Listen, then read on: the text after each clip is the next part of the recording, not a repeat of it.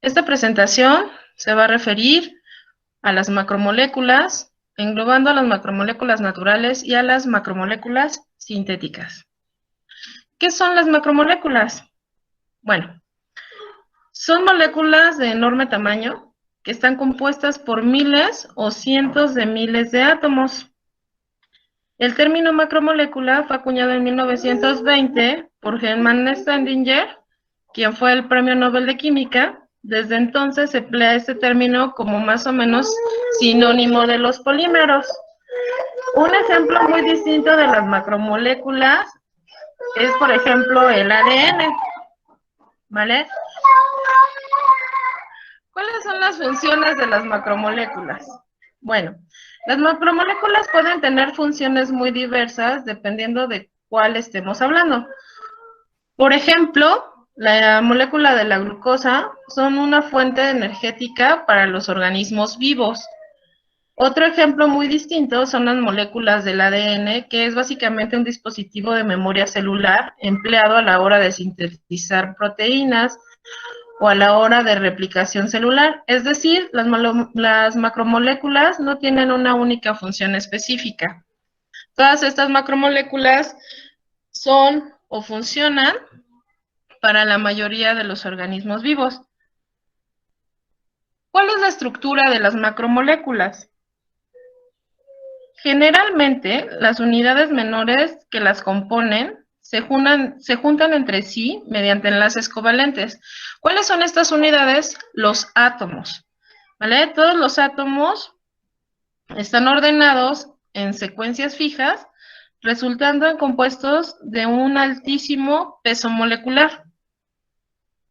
Esta estructura de las macromoléculas puede ser lineal, cuando conforman largas cadenas que repiten algún orden de monómero unidos entre sí por cabeza y cola. El ADN es una macromolécula lineal, así como se los muestro en esta imagen. Existen macromoléculas ramificadas, cuando cada monómero puede unirse a otra cadena, formando ramas como si fueran árboles, de diversos tamaños o altura, determinando la cadena principal. Por otro lado, si en dicha cadena los monómeros son los mismos, repitiéndose, se hablará de un homopolímero, mientras que si se alternan con otros monómeros, será un copolímero. ¿Cuál es la importancia de estas macromoléculas? Bueno, ciertas macromoléculas biológicas desempeñan tareas complejas, ya sea como aportantes de material o inclusive de energía para otros procesos y con mayor énfasis en los procesos energéticos del ser humano.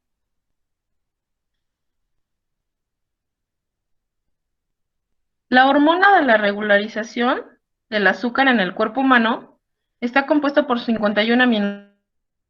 Es un mecanismo de acción bioquímica, como ocurre con la insulina. Todo este tipo de macromoléculas, entonces, para el ser humano van a ser altamente necesarias porque en su mayoría lo que producen son toda la situación y comportamiento energético. Como les había mencionado anteriormente, existen dos tipos de macromoléculas. Las macromoléculas naturales, que suelen ser compuestos muy específicos que cumplen funciones vitales en algunos, como son los casos de insumos metabólicos, que son los carbohidratos, y otros son moléculas estructurales como los lípidos. También son actores fundamentales de procesos sumamente complicados, como el ARN, que participan en la replicación celular o mitosis. Y algunos ejemplos simples de macromoléculas naturales son el almidón, la celulosa, el glucógeno. En esta imagen que les muestro es el compuesto de la glucosa, que es una macromolécula natural que sirve como fuente de energía, como se los había mencionado anteriormente. Ahora bien, en las que nos vamos a enfocar son en las macromoléculas sintéticas. Las macromoléculas sintéticas son, como su nombre lo indica, aquellas sintetizadas artificialmente por el ser humano mediante diversos procesos químicos en los que se controla, potencia o acelera la unión de los monómeros. Son particularmente importantes en la industria petroquímica y de los derivados del petróleo, de la cual obtenemos importantes materiales orgánicos de tipo polimérico, como la mayoría de los plásticos, o los materiales de avanzada como los nanotubos. Dentro de los plásticos podemos observar el polietileno, que es un plástico que se utiliza para la fabricación de bolsas, altamente contaminante, y también podemos observar el nylon.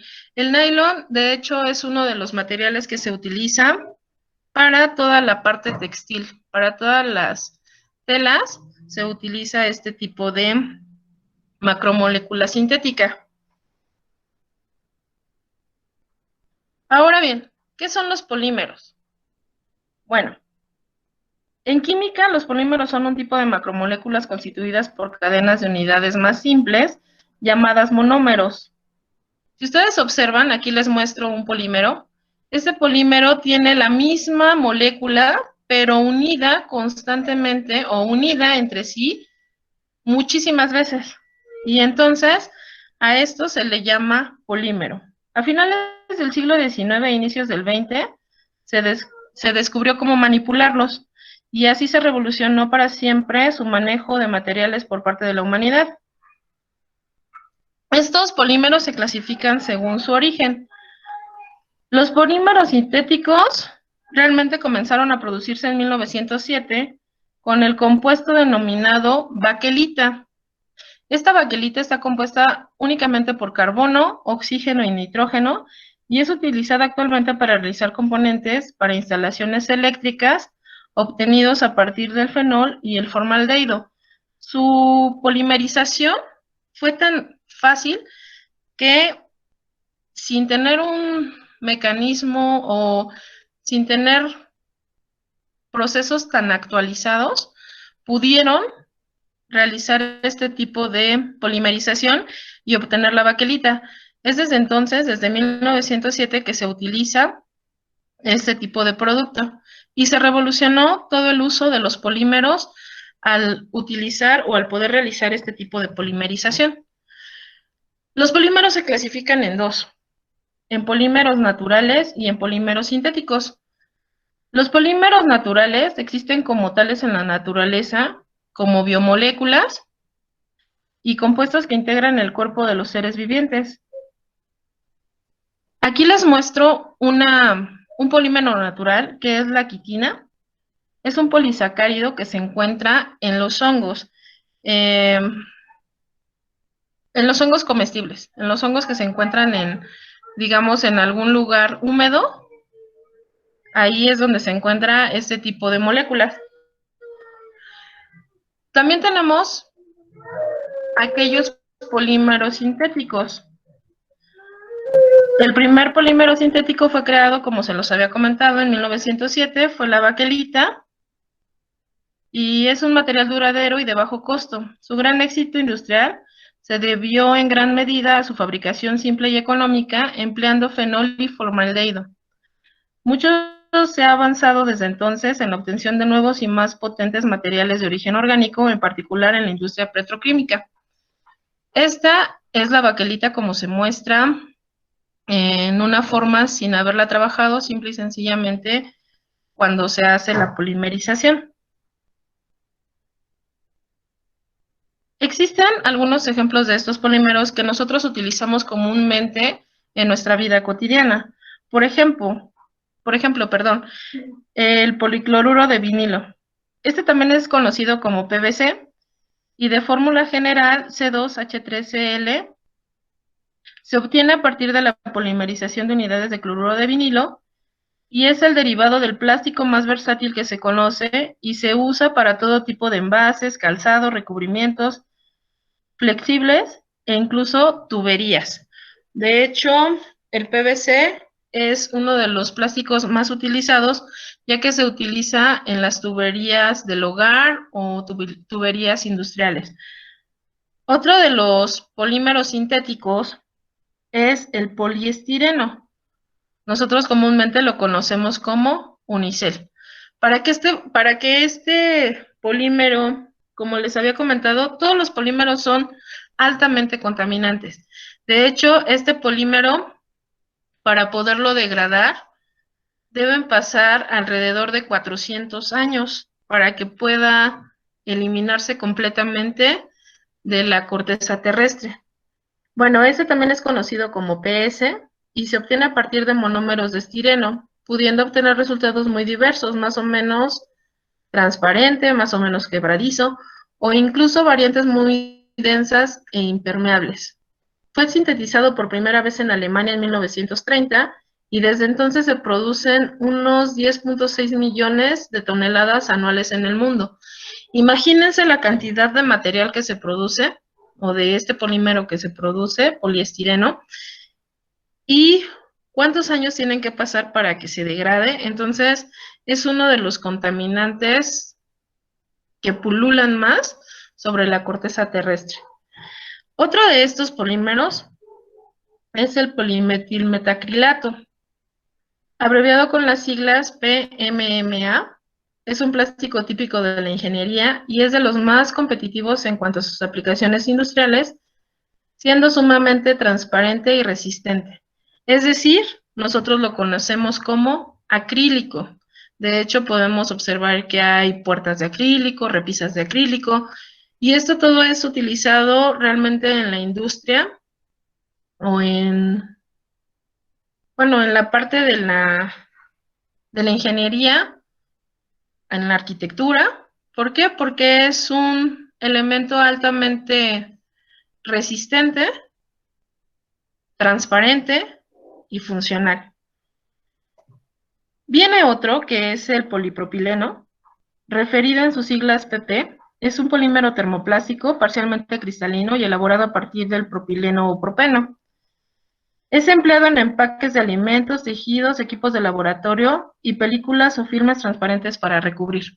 En la actualidad y por la pandemia que estamos pasando, este polipropileno se utiliza principalmente para la fabricación de cubrebocas.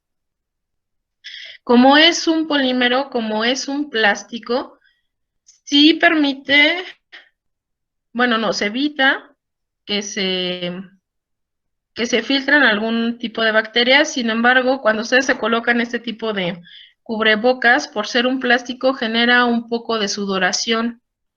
Entonces, en ocasiones no es tan factible, porque sí evita el que se filtren bacterias, pero nosotros en la boca tenemos bacterias. Entonces, al generar este tipo de sudoración, también podemos, si no hay una ventilación adecuada, o si lo traemos por mucho tiempo, puede generar algún tipo de incremento de hongo en la boca o alguna infección. Entonces, en cierta forma puede ser contraproducente. Por último, de los polímeros sintéticos más conocidos, también existe el poliuretano. Este polímero se obtiene combinando bases hidroxílicas y disocianatos y pueden ser termoplásticos o termoestables. Se emplean frecuentemente en la industria del calzado, la pintura, las fibras textiles sintéticas, los embalajes e inclusive preservativos o componentes de máquinas y vehículos. Este polímero es una especie de espuma expansiva que en la parte industrial y de construcción se utiliza con mucha frecuencia. Todos estos polímeros, como se los había comentado, son derivados del petróleo, son un ingreso económico muy alto para la parte del petróleo, pero como son sintéticos, son creados por el hombre, obviamente la naturaleza como tal no los genera, entonces para esta es un compuesto altamente contaminante.